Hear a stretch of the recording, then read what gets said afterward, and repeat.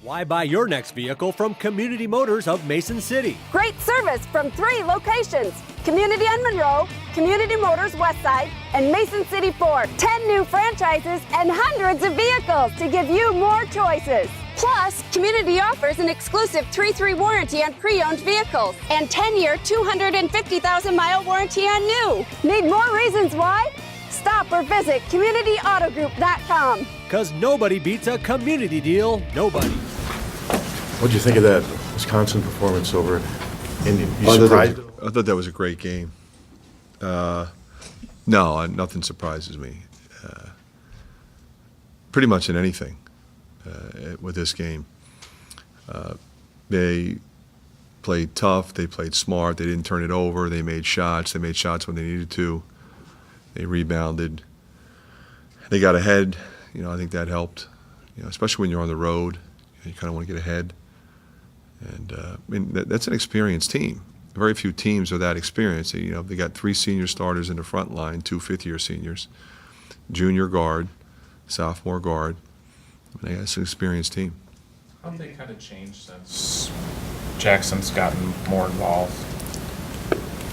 Well, Jackson, first of all, he's really a good player. I mean, he's very good at both ends of the floor. He can create, he can score, and he can defend, and he's tough, and he's got a body that enables him to play that style. And they can still go 8 deep, which I think is important. What do you stress defensively when you're going up against a team like Wisconsin, who recent games they've done a better job of not turning the ball over? What we have to be able to do is just continue to defend the way we've been defending. I mean, if you can turn them over, that's great. But you got to make them miss, and you got to give them one when it's all said and done.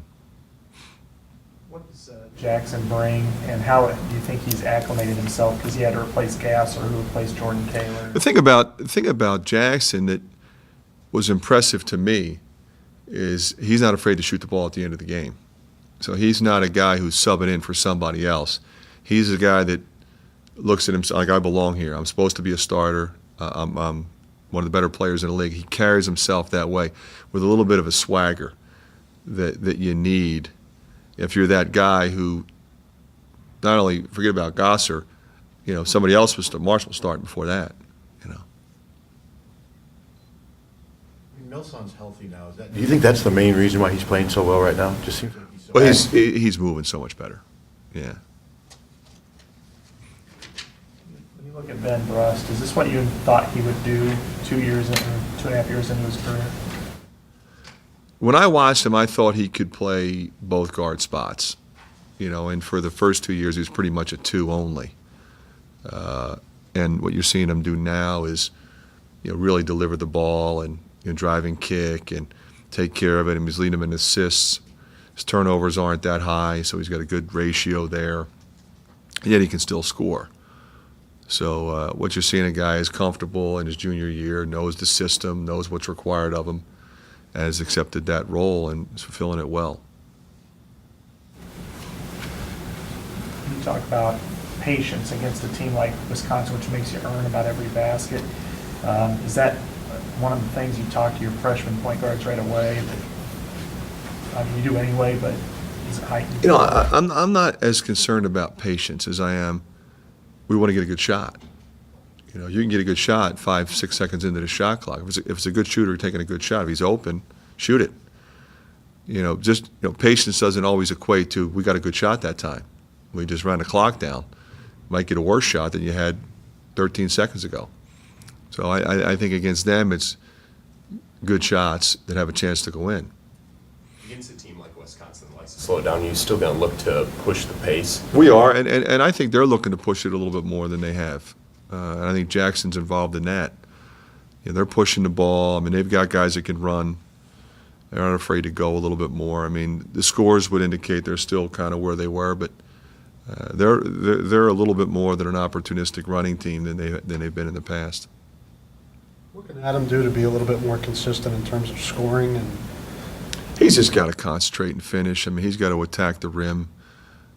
He's flipping it up there a little bit occasionally and fading away a little bit. Those are common mistakes for a young big guy. But he's working. I mean, he's rebounding. He's playing phenomenal defense. I mean, he's been tremendous. It's unfortunate that he's missing some shots that he would normally make. Then you'd be talking about how great he's been, because he'd be double-doubles. But he's performing exactly like we hoped he would.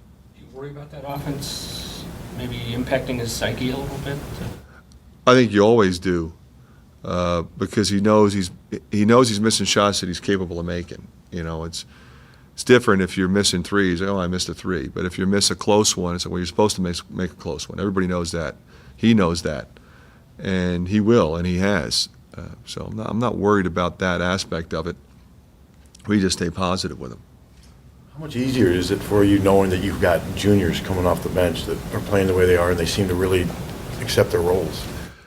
It's a great feeling to have because these guys don't rattle.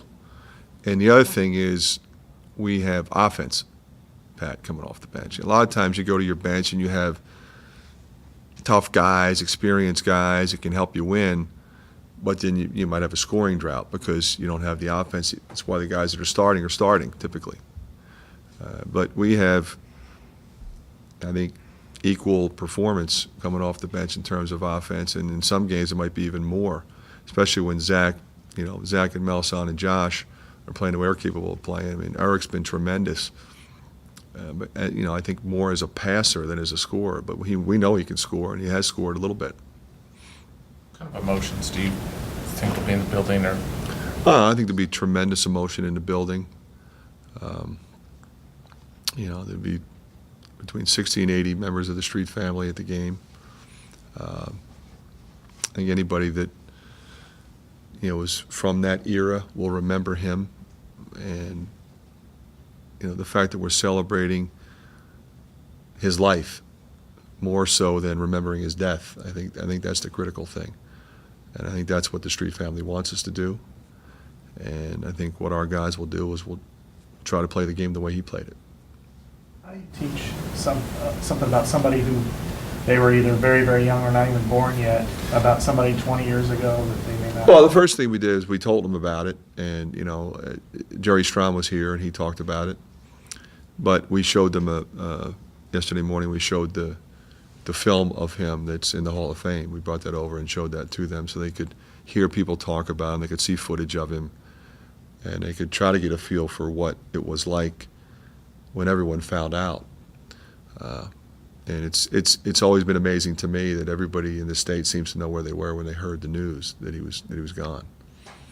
And I think when that meeting ended yesterday, I think they had a pretty good feeling of what he meant to this program and how he's still very much a part of the family. And they walked by the memorial right in front of our locker room, and you wonder how much do they think about that. I mean, they see it every day. So they knew who he was. They knew what he meant. They've read that. But I think they have a much better feeling now. Do you remember where you were specifically when you first found out? I just remember, hearing about it that night. I was an assistant at Notre Dame. It was '93, and because of when I had dinner, I've told this before. When I had dinner with Coach Davis in '88, he had just gotten a commitment from him, and that was so early. I mean, nobody did that back then. You were afraid to, and was it right? Was it not right? And Chris wanted to be a Hawk, and Tom wanted him in the program, and that was that. And he said, "I think this kid's going to be really good." I remember taking interest to watch him play, and I said, "Wow." You just didn't see guys that tall, with that kind of motor back then, that had that kind of skill set that could affect the game the way he did in so many different ways. And it seemed to energize his teammates in the entire building whenever he played. And I just remember thinking how horrible it was. I mean, this guy, in my mind, I was being objective. He was, without question, a first-round draft pick and an NBA player for a long time. And I just remember thinking, what would I feel like right now if that was one of our guys? If that was one of my teammates. And I just can't imagine. And, and I hope that our guys understand that. you know, when they think about that. You know, we go to pregame meals all the time together, and we leave together or we leave separately. And, you know, the whole idea that you would get a phone call or you'd be called into a meeting and, you know, one of us is gone. I mean, I just can't imagine. And so I think there'll be so many people in that building with so many different emotions. Adam and Gabe have played against a lot of experienced, high caliber post people, but the experience that Wisconsin has and the style that they play and precision that they seem to play in the post, I mean, what kind of challenges do they present for your post players? Well, all three of them are playing incredibly well right now, and so is Kaminsky for that matter. He got poked in the eye last night. He was on his way, I think, to a big game. But, you know, they all have kind of different games. Evans, Bergeron, and Brusewitz, you know, they're all really good and they're all really experienced, but they're all different. So you got to understand who does what, how we're going to play them, and you know, you got to be able to fight the post. You got to be able to play them from the perimeter because they, you know, they can shoot, they can drive it. All three of them can drive it. You know, it's rare that you have your 3, 4, and 5 all can shoot threes, all can post up, all can drive it. You know, that's pretty complete right there. Do you worry about your players feeling too much pressure Saturday to make sure everything works out right? No, I think there's enough pressure, you know, game to game, and you know, they just trying to remember what they have to do. Yeah, I think we'll be okay there. A lot of people are going to wonder about you, Bo Ryan. I think in Philadelphia or in Chicago, you guys went out to dinner or something, or talked Phillies baseball before. We had the Big Ten before the Big Ten Media Day. We go in the night before, and we all have dinner. Jim Delaney addresses all of us. You know, it's essentially the start of the season, and we sat together, and yeah, I mean, there's no issues there at all. Yeah, it seems like there's always something. You know, these two schools are so close together. There's always sort of conflicts between the schools, and in terms of recruiting, they recruit a lot of guys around this area. So, but we know that's, you know, it's kind of get above that. That's doesn't hold much weight once the game starts. Coming into our place, they're coming in hot, being the second-ranked team in the nation. So I mean, we got to play well, and it's gonna be a fun test for us. Yeah, I mean, obviously Wisconsin won the game because they slowed it down and played their style. So I mean, we got to kind of do different things than what Indiana did against them, and I mean, we beat them twice last year, so we're going to try to take that blueprint away from it and try to incorporate that on Saturday. I think we have enough that, you know, we're going in intending to win. I think we have a lot of talent on our front line as well, and you know, pretty much now conference, this is like the best part because I know these teams in and out. I know me being a junior, so I'm not really surprised by anything.